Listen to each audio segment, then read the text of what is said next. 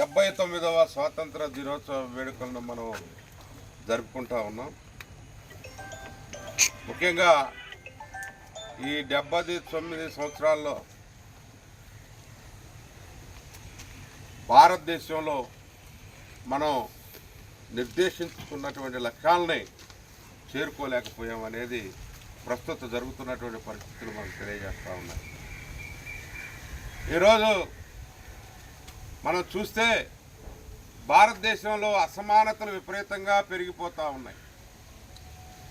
Disparities అంటే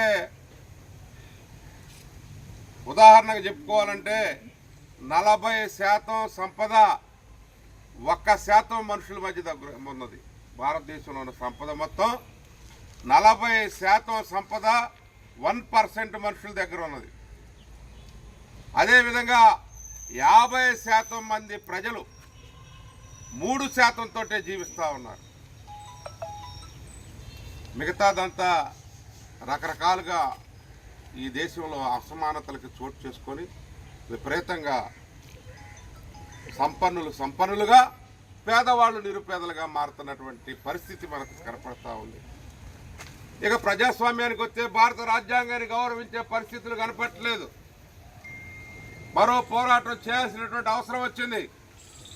ఇప్పుడు పోరాటాలు తప్ప రాజ్యాంగాన్ని రక్షించుకోవాల్సినటువంటి అవసరం ప్రతి పౌరుడి మీద ఉన్నది. ఇవాళ వైఎస్ఆర్ కాంగ్రెస్ పార్టీగా మేము తెలియజేసేది ఒకటే. గత 12వ తారీఖున ఒక 2 ఉప ఎన్నికలు కడప జిల్లాలో పులివెందుల రూరల్, ఒంటిమిట్ట జెడ్పీటీసీ ఎన్నికల్లో వీడియోలు సాక్షిగా,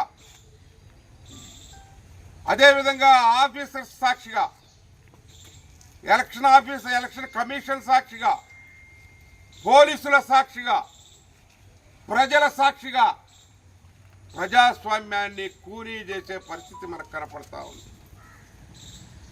కొంతమంది చేతుల్లో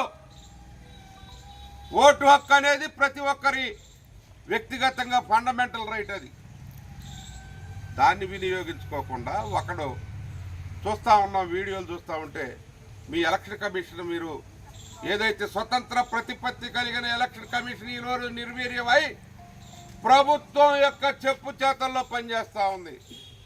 ప్రభుత్వం తన అవసరాల కోసం నెపోటిజం, అదేవిధంగా వాళ్ళ యొక్క ఆశ్రితులకి అశ్రితుల పక్షపాతంతో వ్యవహరిస్తున్న పరిస్థితి చూస్తూ ఉన్నాం.